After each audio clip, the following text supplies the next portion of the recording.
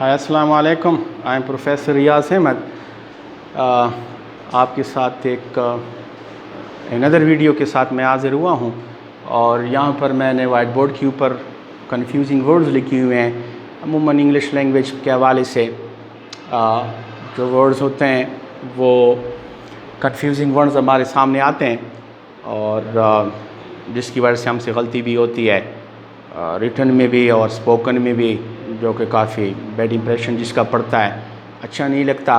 तो ये वर्ड्स 5 वैसे जो है मैं आप लोगों के लिए पेयर की शक्ल में 5 लाया हूँ, पेयर ऑफ वर्ड्स, जिसको अमूमन हम गलत बोल जाते हैं और गलत इस्तेमाल करते हैं और जिसकी वजह से काफ़ी जो है वो इम्प्रेशन भी बैड पड़ता है और मतलब भी गलत चला जाता है। तो मैं टॉपिक की तरफ आता हूँ। फर्स्ट है लाई वसल ले। तो फर्स्ट वर्ड जो है वो लाई, LIE, आपने सुना भी होगा, इस्तेमाल भी किया होगा, LIE। बेसिकली ये जो वर्ड है ये कई सेंस में हम यूज़ करते हैं। As a part of speech भी ये डिफरेंट तरीक़ों से इस्तेमाल किया जाता है। फर्स्ट मैं LIE एज ए वर्ब लेता हूँ। एज ए वर्ब ये 2 मीनिंग में इस्तेमाल किया जाता है। फर्स्ट LIE जो कि first form of the verb है, सेकंड LAY ले, और थर्ड LAIN लेन, लाई ले लेन। तो प्रेजेंट पार्टिसिपल और पास्ट पार्टिसिपल के हवाले से लाई ले लेन। तो फर्स्ट जो लाई है as a verb part of speech में, इसकी मीनिंग क्या है? इसका मतलब ये है कि कोई चीज़ सरफेस के ऊपर पड़ी हो ओरिजेंटल शक्ल में, कोई भी चीज़, कोई शख्स, वो जो है ओरिजेंटल शक्ल में बिल्कुल रेस्टिंग पोजीशन में पड़ी हुई हो, तो हम इसका एक मतलब ये लेते हैं। फॉर एग्ज़ाम्पल मैं कहता हूँ कि I am lying on the bed, I am lying on the bed. अगर आप LIE को हम अगर प्रोग्रेसिव टेंस में यानी कॉन्टीन्यूस टेंस में यूज़ करना चाहते हैं तो IE वैसे Y में चेंज हो जाता है और प्लस ING हम यूज़ कर जाते हैं लाइंग, ठीक है। तो जैसे कि मैंने कहा I am lying on the bed, यानी मैं बिस्तर के ऊपर पड़ा हुआ हूँ, ठीक है। हम लेटना भी इस्तेमाल कर सकते हैं, मैं बिस्तर के ऊपर लेट रहा हूँ। तो ये LIE का जो पहला मैंने आपको मतलब भी बताया, एक सेंटेंस भी आपको सुनाई, उसमें यही मतलब है कि कोई चीज़ ओरिजेंटल रेस्टिंग पोजीशन में पड़ी हुई हो, ठीक है। दूसरा अगर कोई सेंटेंस में आपको she would lie on the floor, she would lie on the floor, तो ये भी मैंने यूज़ किया है। सेकंड इसका जो फॉर्म है ले है और थर्ड लेन है, यानी पास्ट प्रेजेंट पार्टिसिपल और पास्ट पार्टिसिपल। अब मैं आता हूँ यही वर्ड एज ए वर्ब दूसरी मीनिंग में कैसे यूज़ किया जाता है। ये वर्ड एज ए वर्ब, इसके जो दूसरी मीनिंग है वो है झूठ बोलना, झूठ बोलना एक्शन है। अब देखें इसका सेकंड और थर्ड फॉर्म लाइड और लाइड, लाई, लाइड और लाइड। अमूमन हम एक जुमला ज़्यादातर बोलते हैं कि जी मैं झूठ नहीं बोलता, I don't tell a lie, I don't tell a lie. अमूमन यहाँ पर जो लाई है वो एज ए नाउन हम लेते हैं, सिर्फ झूठ, और टेल एज ए वर्ब होता है। आई डोंट टेल अ लाई, मैं झूठ नहीं बोलता। लेकिन आपको इसी वर्ड को एज ए वर्ब यूज़ कर सकते हैं। For example I don't lie, tell को निकाल दें, एज ए वर्ब यूज़ करें आई डोंट लाई, ठीक है, और हम टेल का इस्तेमाल इसमें नहीं करते, ठीक है। आप इस ही डिडंट लाई टू मी, उसने मुझसे झूठ नहीं बोला, he didn't lie to me, he lied to me, उसने मुझसे झूठ बोला। तो यहाँ पर एज ए वर्ब हम इसको इस्तेमाल कर सकते हैं। वैसे ये लाई का जो वर्ड है एज ए नाउन भी यूज़ किया जाता है। जैसे मैंने पहले जुमले में बात की कि जैसे हम कहते हैं कि ये आई डोंट टेल अ लाई, तो यहाँ पर अ लाई जो है ये एज ए नाउन है और टेल एज ए वर्ब है। तो ये word lie as a verb 2 meaning में इस्तेमाल किया जाता है और एज ए नाउन 1 मीनिंग में इस्तेमाल किया जाता है। तो ये आप लाई ले लेन और लाई, लाइड और लाइड, इस तरीके से हम इस्तेमाल कर सकते हैं। दूसरा जो है ले, LAY ले, ये जो एज ए वर्ब है सेकंड और थर्ड लेड और लेड, ले लेड लेड। इसका मतलब क्या है, इसका मानी क्या है? पुट समथिंग जेंटली और केयरफुली, पुट समथिंग जेंटली और केयरफुली, किसी चीज़ को बड़े आराम के साथ और बड़े नफीस अंदाज के साथ रखना, इसको हम ले कहते हैं। ठीक है, इसका मतलब ये है। For example, the mother laid the baby in his cot, the mother laid the baby in his cot, यानी माँ ने अपने बच्चे को जो उसका कॉट है, यानी उसका जो कठोला है, उसमें रखा। तो ये यहाँ पर मैंने सेकंड फॉर्म यूज़ किया LAID का। और इसका एक और मतलब भी है, जैसे परिंदा वगैरह अंडे देते हैं, उसके लिए हम यूज़ करते हैं। परिंदे का अंडे देना इसके लिए भी यूज़ किया जाता है। For example, turtles lay their eggs in the sand, turtles lay their eggs in the sand, यानी अमूमन जो कछुए होते हैं वो रेत में अपने अंडे देते हैं। तो ये असल में ये वर्ड एज ए वर्ब मैंने यूज़ किया है LAY। इसका आपने बड़ा ख्याल रखना है कि इसके दो मीनिंग मैंने आपको बताए। किसी चीज़ को, किसी शख्स को बड़े आराम के साथ बड़े केयरफुली आप रखते हैं, या परिंदों को अंडे देना भी इसके मीनिंग में आता है। मैंने आपको जुमले भी बता दिए। तो इसका आपने ख्याल रखना है कि लाए वसल ले का कैसे आपने इस्तेमाल करना है और कैसे ख्याल रखना है, चाहे रिटन में हो चाहे स्पोकन में हो। दूसरे अब मैं आता हूँ वर्बल वसल ओरल। ये भी तो कन्फ्यूजिंग है, अमूमन हम इसको गलत समझ लेते हैं। वर्बल का जो लफ्ज़ है, असल में वर्बल का लफ्ज़ अगर मैं इंग्लिश में कहूँ कि expressed both in written and in spoken, something expressed both in written and in spoken, यानी चाहे जो भी अल्फाज का इस्तेमाल हो, रिटन में हो या चाहे वो आम हम बात करें स्पोकन में इस्तेमाल करें, जो भी अल्फाज इस्तेमाल किए जाते हैं, चाहे रिटन में इस्तेमाल किए जाते हैं चाहे स्पोकन में, उन दोनों के लिए वर्बल यूज़ किया जाता है। दोनों के लिए वर्बल यूज़ किया जाता है, यानी एक्सप्रेस समथिंग थ्रू वर्ड्स।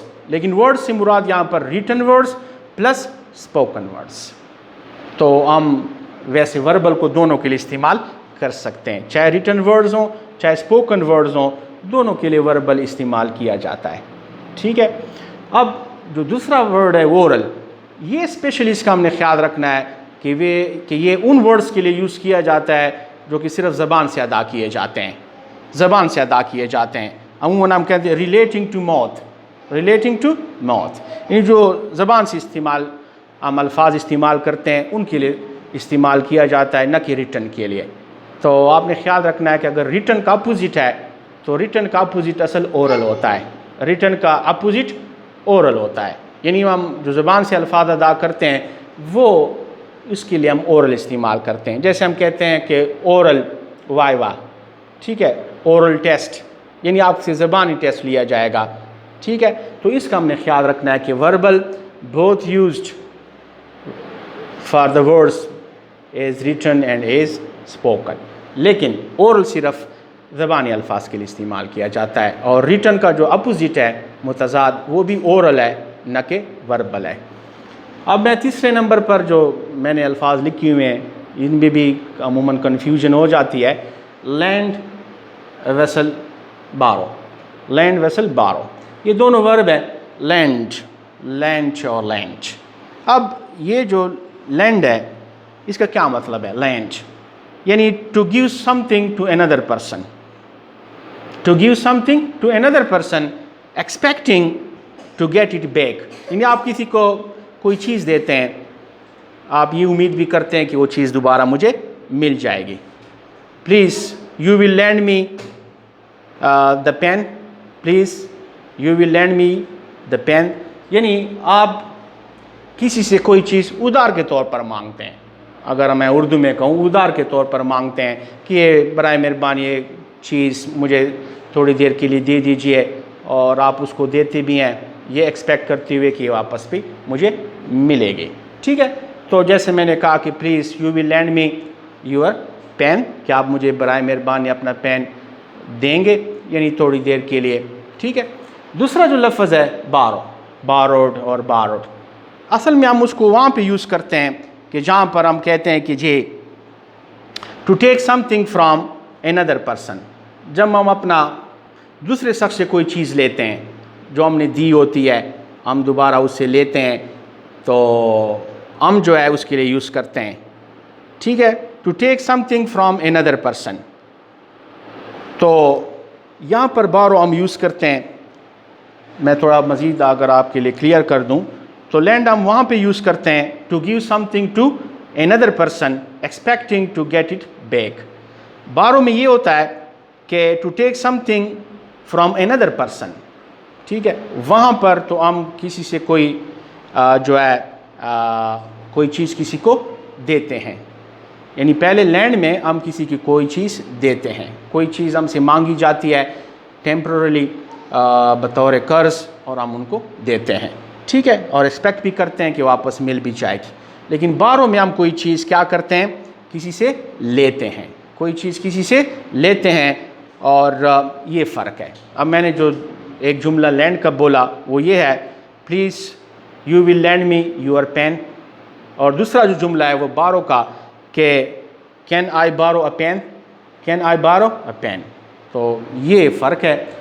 चौथे नंबर पर पैम्पर वसल डायपर। अमूमन ख़ास तौर पर जो लोग हैं हमारे, इन्होंने पैम्पर का जो लफ्ज़ है ज़्यादातर यूज़ करना शुरू कर दिया है अमूमन डायपर की जगह पे। असल में वर्ड डायपर है जो कि क्लॉथ है, अमूमन थिक सॉफ्ट क्लॉथ होती है जो कि अमूमन बच्चों के लिए इस्तेमाल की जाती है उसके टॉयलेट के लिए ताकि वो वेट ना हो, तो उसके लिए अमूमन ये लफ्ज़ जो है वो डायपर है, डायपर का लफ्ज़ है जो कि एक थिक सॉफ्ट क्लॉथ है और बच्चों को जो है वो गीला होने से बचाने के लिए। हम जहाँ पे जाते हैं दुकानदार के पास, हम उनको कहते हैं कि आपके पास पैम्पर है, हाँ, तो ये हम गलत यूज़ कर रहे हैं, असल लफ्ज़ डायपर है, ठीक है।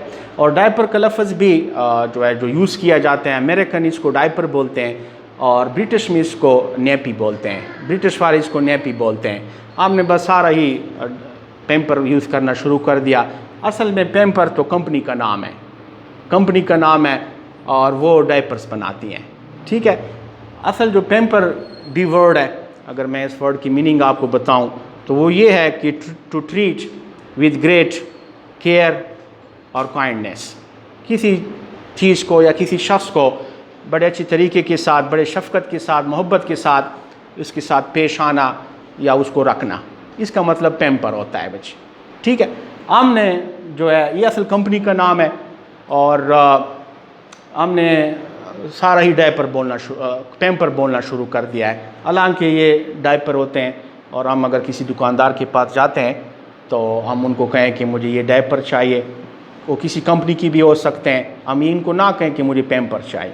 हाँ, अगर आप उसी कंपनी के पैम्पर चाहिए तो ठीक है, आप पैम्पर बोल सकते हैं, लेकिन किसी और कंपनी के जो है डायपर्स को पैम्पर बोलना ये गलत बात है, ठीक है। लास्ट वन जो है वो मेरे पास जो वर्ड है वो है लूज़ वेसल लूज़, ठीक है। तो ये जो पहला वर्ड है LOSE वाला, ये असल में वर्ब है, वर्ब, और इसके अगर मैं सेकेंड और थर्ड फॉर्म पे आऊँ तो हम ये है लॉस्ट और लास्ट, जिसका मतलब नुकसान करना, ज़ाया करना, ठीक है, हार जाना, इसकी मीनिंग में हम यूज़ करते हैं LOSE, lose, lost, lost. For example, I lost my watch, I lost my watch. For example, we will not lose the match, we will not lose the match, ठीक है। ये दूसरा जो लफ्ज़ है ये एज ए वर्ब है, दूसरा लफ्ज़ जो है LOOSE ये एज ए एडजेक्टिव है, ये असल एडजेक्टिव है, इसका हमने ख्याल रखना है। इस लूज़ का मतलब है नॉट टाइट, नॉट टाइट यानी ढीला। My shirt is loose, my shirt is loose, इसका हमने ख्याल रखना है। तो ये 5 पेयर ऑफ वर्ड्स थे जो कि अमूमन कन्फ्यूजिंग होते हैं हम लोगों के लिए और हम इसका गलत इस्तेमाल भी कर लेते हैं, इनका आप लोगों ने ख्याल रखना है। मैं उम्मीद करता हूँ कि आप ने बेहतर आइडिया लिया होगा और आप आगे आपके लिए कोई मसला नहीं होगा। Thank you.